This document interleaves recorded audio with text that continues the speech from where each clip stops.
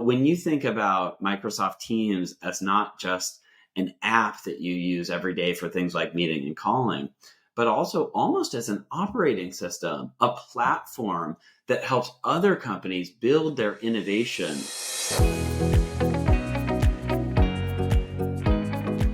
Welcome to the Microsoft Cloud Executive Enablement Series, where we speak with Microsoft Cloud senior leaders and experts about the latest trends and technologies we're seeing in the market.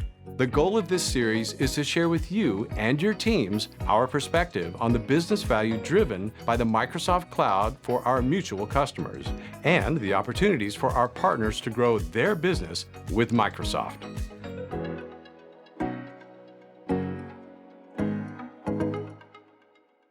I'm your host, Amy Boyle, Director of GSI Enablement, and in today's episode, I'm here with Lars Johnson, who's the Senior Director of Microsoft Teams and Connected Workplace Marketing. Today, we're talking about the evolution of Microsoft Teams and how it provides a unified platform for collaboration, communication, and productivity for businesses. By understanding Teams and its capabilities, you can offer value-added services to your clients, increase your revenue, and strengthen your relationship with your clients. Well, welcome, Lars. Thank you so much for joining us today. I'm sure you have some exciting things to share with us about Teams.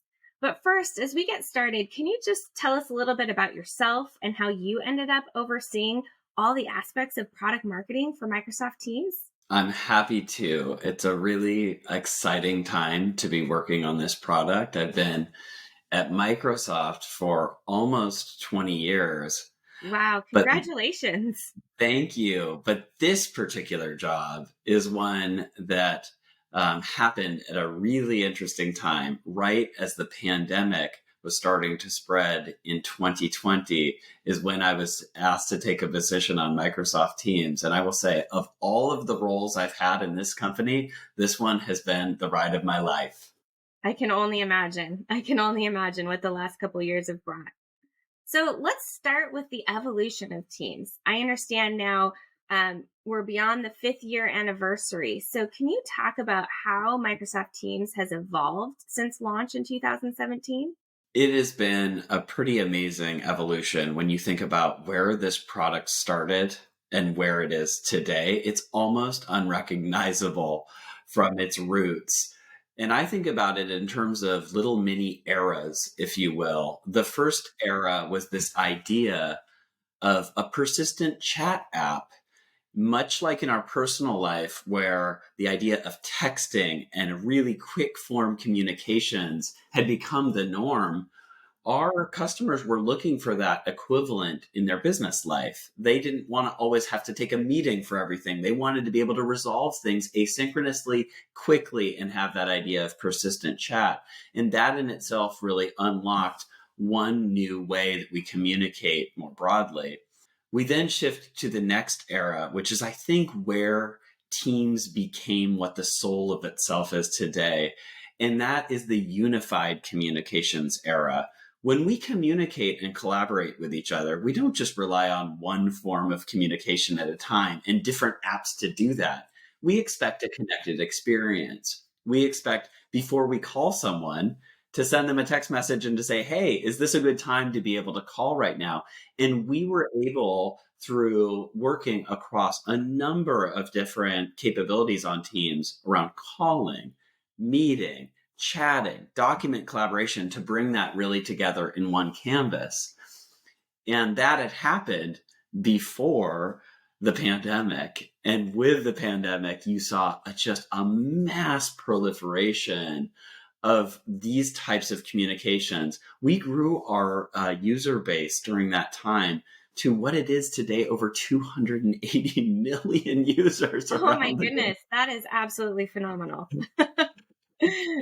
And so that, that really became the core of it. We were recognized by Gartner as the leader in vision and in execution of all unified communications within the industry, which was a huge honor. And then that brings us to our current era that we're in right now, which is this idea of what will become the habits of hybrid work going forward, and where is the right combination of physical and digital collaboration and communication. This idea of where I go to work. What does it mean? Am I going to online collaboration tools? Am I going physically in the office? And how does technology effectively become a bind between the two? So, I'd really love to hear a little bit about what you consider the secret of team success. So, you've been talking about both where it's been and what will propel it going forward. I like to think of the Microsoft in Microsoft Teams. I think that's where if I were to sum up the success of, what these capabilities are, it's because we have the power of the entire company that we can bring together in our canvases, as opposed to many of our competitors that are really trying to build the best of breed in any individual category. Microsoft has always been successful at a strategy that says we are going to be the best of integration. We are going to bring all of the various components into one to really optimize for one thing, which is the user experience of getting their hands on the right tools at the right time. That, plus when you think about the Microsoft level, in Microsoft 365 in particular, the power of the underlying infrastructure, our global cloud-based infrastructure, one that is secure, it's compliant, and very, very hot right now. It is backed and infused with AI intelligence through the power of the Microsoft Graph. All of those assets working together bring Microsoft Teams of what it is today. And then I'll say kind of one last thing, which I think is very differentiated from our competitors, which is Microsoft from the very beginning of this company has been a company about our ecosystem, not just about our first party. And so when you think about Microsoft Teams as not just an app that you use every day for things like meeting and calling, but also almost as an operating system, a platform that helps other companies build their innovation, whether it's workflow or different type of creative content. I mean, even things like, games. We can now start Microsoft Teams meetings and say, hey, do we want to break the ice a little bit? These are things that would never be possible with our first party innovation alone, but something that unlocks our ecosystem. I heard and I've been intrigued by Excel Live. So I wanted to understand how do then Teams and Office come together to help our customers? Well, what you have with Teams and Office is two of the largest apps in the history of software. And so you would hope, given that we're in the same company, we could come together to do some really beautiful things. Absolutely. And, I'll tell you the one that I got the most excited about at first when we introduced it a couple of years ago, something called PowerPoint Live. I'm not so sure if you've used PowerPoint Live before.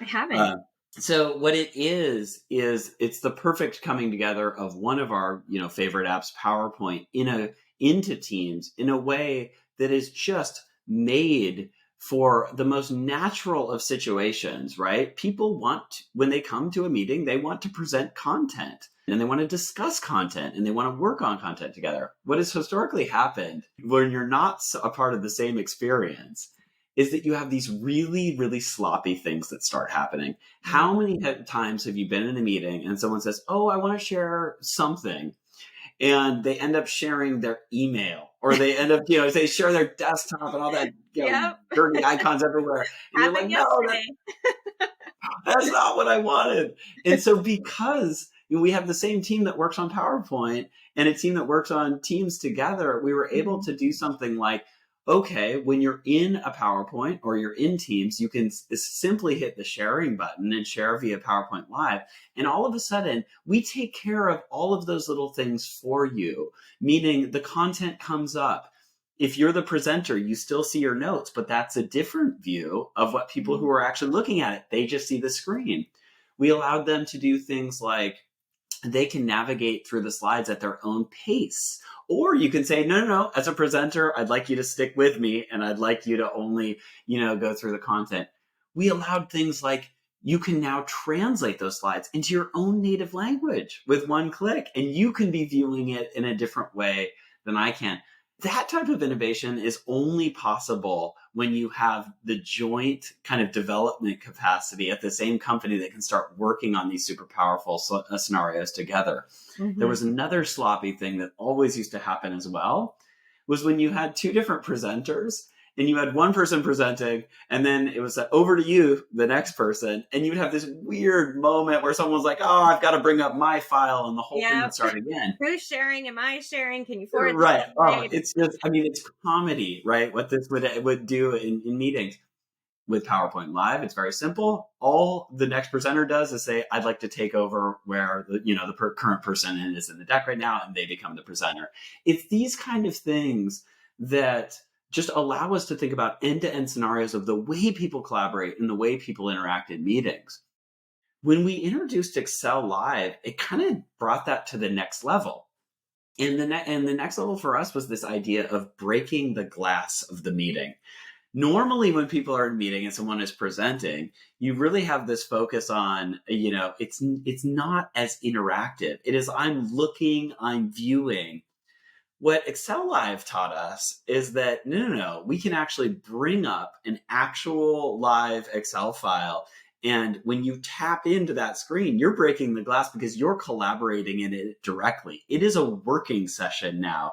And in a time where there are lots of budgets being reduced and thriftier decisions, try this. Try this bringing up Excel Live in a Teams meeting where you're all working together on budget prioritization and updating numbers. It's absolutely a fabulous experience. Again, one that only is possible through Microsoft.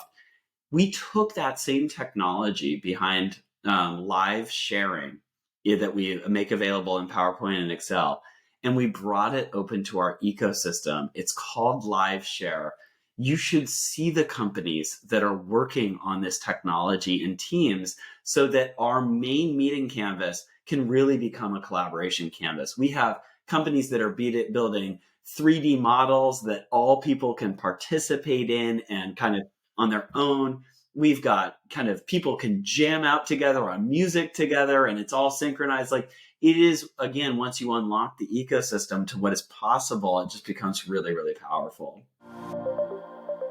We're talking a lot now about flexible work schedules. And so, how have flexible work schedules impacted teams, and how is Microsoft addressing that issue? Let's start with flexibility is the only way going Hmm. forward.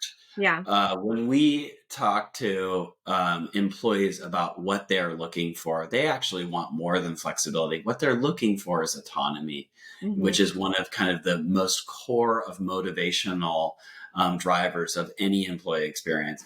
And when we think about the unlock that the pandemic really pushed forward is this idea of where we work and the way in which we work and the flexibility that we can apply to those, that whether it's across geographical time zones in the physical location of where we work, or it's whether the work style of what it means to be synchronous, and we're doing things like meetings, or we are doing asynchronous styles of communication, whether it's, document type of reviews or ongoing chats. And both of those become the unlocks going forward. I think what's really most important is that our emphasis is about providing employers the right tools for the right jobs, regardless of the choices they make on policies, because we know that some industries will be tilted more towards coming back in person, for instance.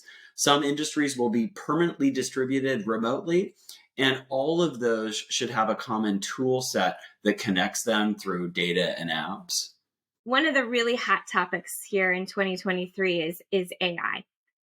Can you talk a little bit about the ways that AI will make teams better and what we can expect from a world where we skip a meeting and maybe let an AI assistant attend it for us?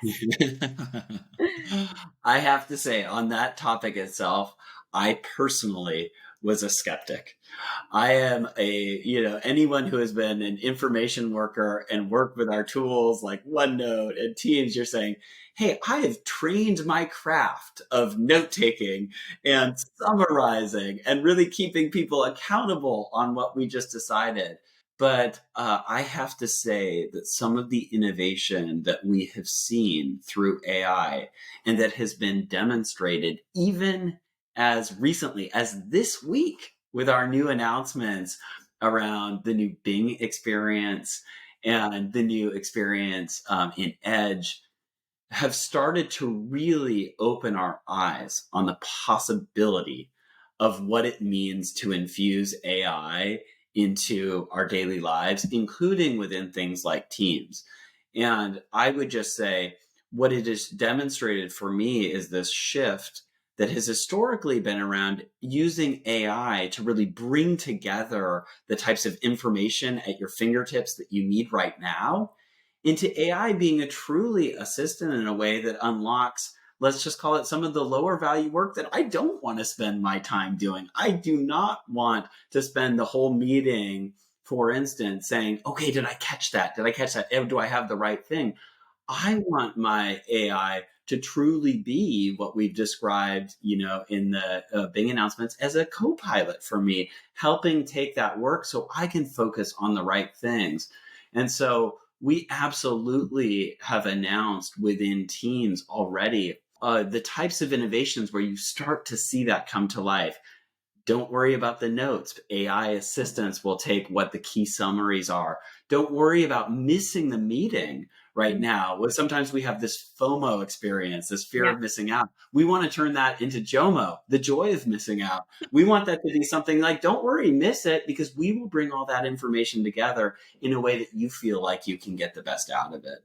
You talked a little about some announcements that have been made. I also, I believe we recently announced Teams Premium.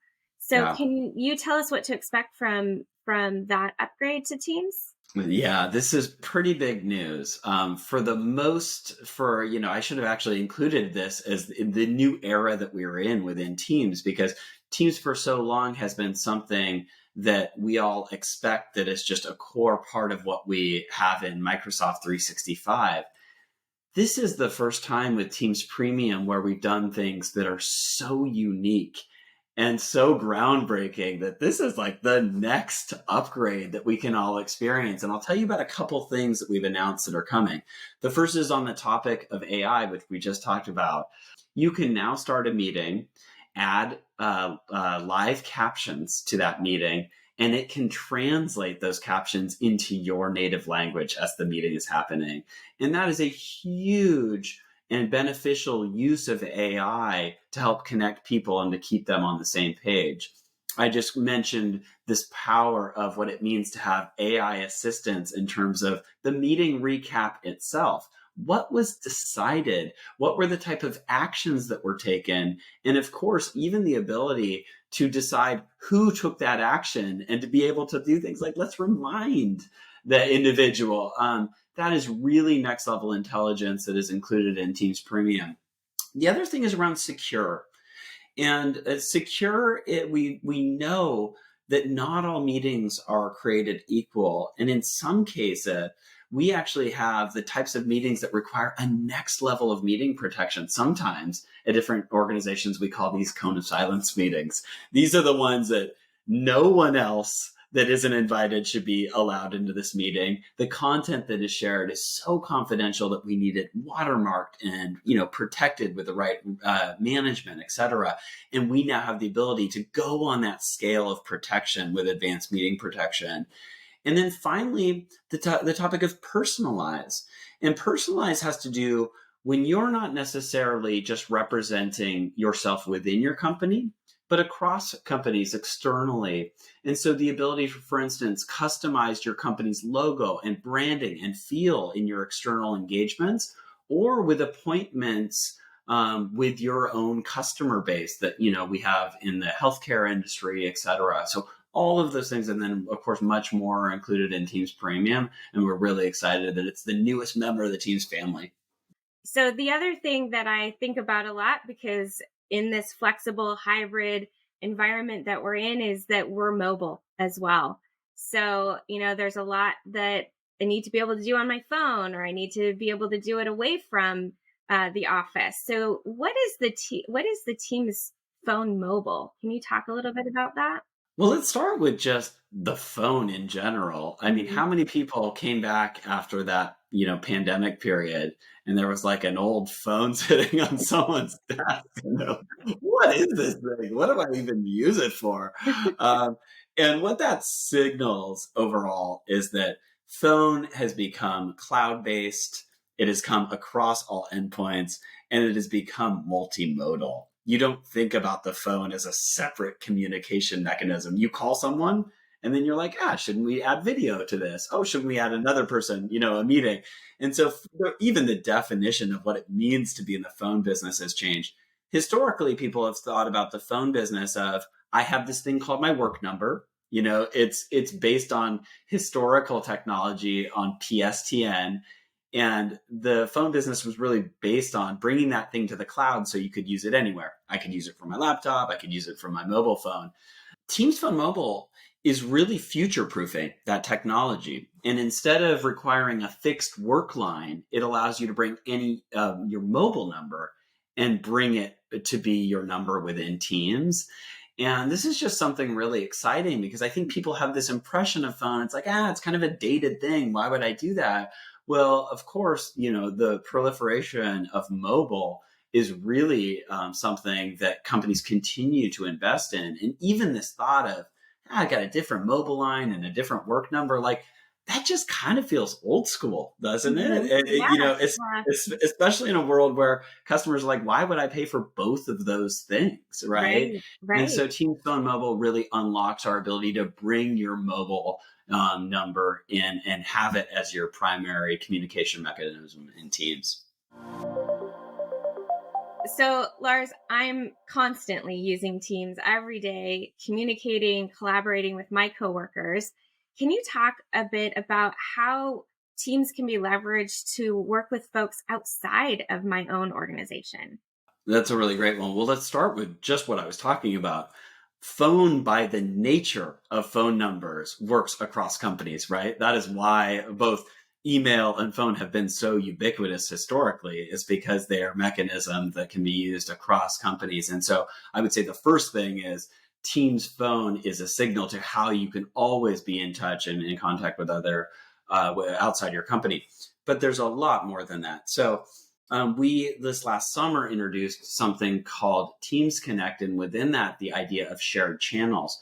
Shared channels are a way that you can set up Teams in such a way that you have people inside your company and outside your company that you can start collaborating. You can start a chat with them. You can, start to share documents. You can then do those types of communications that is far more seamlessly across companies. And then finally, we have lots of different use cases too. When you think about digital events and things like webinars, those are inherently external to your company. They're a different type of format where you're trying to get your message out there and get engagement from a customer base. Another part of Teams Premium that I didn't even spend time on is that webinars and premium webinars are included. And so this idea of using Teams not just as a vehicle for internal collaboration, but how we start to think about things like webinars, which have really, really nice pieces of integration with our CRM related offerings, as well as things that you would expect to be in a webinar, like I talked about with PowerPoint Live before. Lars, thank you so much for sharing all of this wealth of information about what is available via Teams, what's coming, the innovation available. I'd really love to talk now about the opportunity that you see for our partners to now take that and help our joint customers realize the full potential of these collaboration solutions. It is such a mission critical times for partners. We build software, we do innovation, but it's really partners that bring our solutions to life at our customers. And our customers are asking one big question right now, which is, how can I do more with less? These are not times for thinking about greenfield digital transformation opportunities. These are opportunities to say, how can digital transformation lead to efficiency?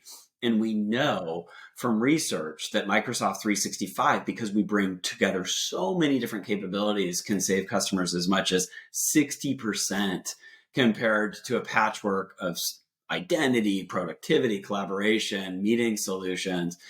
And so, where partners can help the most, especially in the Teams world, is thinking about the areas that can save customers money and digitally transform at the same time.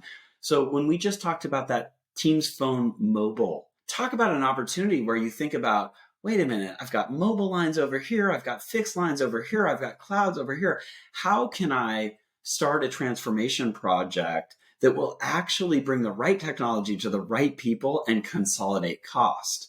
Or when I think about Teams Premium as an example, I may still be paying for a separate webinar, platform. I may be still paying for a different engagement platform when it comes to virtual appointments and customers. Guess what? That can all be included for one cost with Teams Premium. And then, of course, we have just something that a lot of customers are thinking about right now, which is, what does it mean to rethink my overall use of physical space? How can I find savings there? But how can I make sure that the space that I do own is truly outfitted for hybrid and something that our employees will use? If we think about it from a growth perspective as well, can you talk about how big is this market, and what are the growth opportunities? We'll start by just saying it's ginormous. That's a good figure. I like that. It's a ginormous number. I mean, if you're looking just in the core addressable market that Teams lives in today, or that modern work lives in today, with unified communications and collaboration, we're approaching a $200 billion, dollar market. When you start to think about the markets that are intersecting with unified communications and collaboration, new areas like the metaverse. What does it mean to be collaborating in virtual spaces going forward? When you think about the AI market, everyone knows that these markets are also ginormous. It's too early to say because these markets are so nascent, Yeah. but you can really think about how do bringing these opportunities together actually collectively raise the overall business opportunity. Let me ask you this question. So I'm a partner CEO. I have an opportunity. I'm in a meeting, or I'm at a business dinner, and I get to sit down with my customer. What am I asking? What am I talking about with my customer to help bring this to life? Anytime I hear this question, we start with, where are the customers' pain points right now and what is on their mind? And I'll tell you, the number of customers that are talking about the same thing right now, which is, how do we get the best of both worlds? And the best of both worlds, in my mind, looks a little bit like this. Prior to the pandemic, we had this vibrant workplace that we all used to go to. And there was something around human connection and relevance and energy that was really inspiring and really powered that era of productivity. You think about what we've learned since the pandemic, and we've learned about this idea of autonomy and flexibility and the power of digital tools and what we can do with digital. And yet, what I think they're all asking is, how do we get the best of both? Because both have really felt like a pivot in one way or another. And no one wants to go back to either of those two conditions. They want technology to be a central place in giving the right tools and the right options to unlock true autonomy and flexibility with the energy and vibrancy. And that's why we don't just continue to invest in pure things like Microsoft Teams or Microsoft 365. We're looking down avenues of things like, how does the metaverse play into this? How does a new product that we've just introduced recently called Microsoft Places, which starts to rethink, what does the workplace look like of the future, and how do we use space and real estate? And then, of course, connected all by a digital canvas with common data and AI. So that is the customer conversation. Where's your pain at? What is your vision of the best of both worlds, and how can we help unlock that with Microsoft solutions? Lars, why should our partners embrace Teams? Based on the momentum and some of the things that I shared, with over 280 million users, and we're just getting started, there's a huge economic opportunity there. We used to have the saying, we used to go in the office, and now we go into teams. And I think people really feel that. Yeah. But on the just getting started part, it's because the idea of modernizing our communications and collaboration is really just getting started with all of the things that we've been talking about today. The phone opportunity, the AI opportunity, the chat opportunity. These are not completed projects. These are areas of innovation that are really just getting started. And our customers are going to need to be helped through this with our partners' transformational efforts. Every answer you're giving just so many new and innovative things coming and announcements that we've made to enhance the experiences. How can our partners stay connected with what's coming and know what the latest and greatest coming in this space? Yeah. The first thing I would say is subscribe to our Microsoft 365 blog. I mean, when we have something to say, we say it, and it has become more frequent. And so I know that can be a little bit overwhelming, but it's probably the best opportunity to keep connected on our newest, latest, and greatest innovation. The other one is the Microsoft 365 roadmap, and it's something that can be actually a really source of important translation with our customers as they think about what's truly rolling out and coming, and how do we advise our customers on the solution. And then, of course, being a part of our extended Microsoft partner communities and coming to our events. Yes, we went through a significant period where things were primarily digital, and maybe some of that connection was missing. But we are starting to find that right balance of how we do the right level of event engagement. So you keep connected across all those fronts, and you'll be certainly up to date with the latest and greatest. Well, I know we're coming to time and wrapping up our conversation. Is there anything else that you just want to leave with our partners around Microsoft Teams, collaboration, all the great technology that you've been talking with us about today?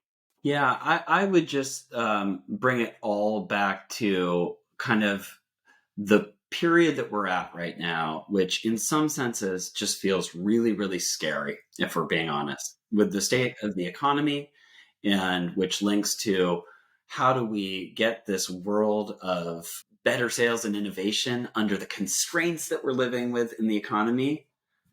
But then that powered with the opportunity it brings around things like AI as a new way that we can actually unlock productivity and make things more efficient.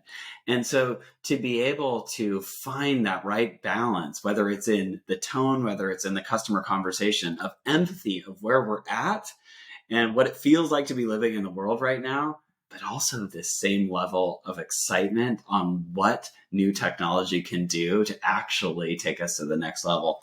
That's what kind of continues. That's our posture right now. That's what we're all feeling. And it's something that I think will continue to almost have common ground with where our customers are at. Well, thank you so much, Lars. I've really enjoyed our conversation today, and I'm excited to share this with our partners. Look forward to hearing more and keeping up with what's coming from Microsoft Teams and unified communication. Thank you. Amy, it was an honor. Thanks so much for having me. And that wraps up today's episode. Don't forget that this episode is a part of a series featuring some of our most experienced and innovative global executives, packed full of great insights and examples of how to make the most out of working alongside Microsoft. If you haven't already, make sure to check out our other episodes. No matter your industry or area of focus, the Microsoft Global Partner Enablement Team is here to enable you and your teams to achieve more. If you want to hear a little more of this episode, we have a podcast which has some more of our discussion and some bonus content. If there's an area of cloud innovation you'd like to hear more about, please send us a note at salesenablement-gsi@microsoft.com so that we can create content that meets your enablement needs. Thank you for listening, thank you for engaging with us, and thank you for being a Microsoft partner. We'll see you on the next episode of the Microsoft Cloud Executive Enablement Series.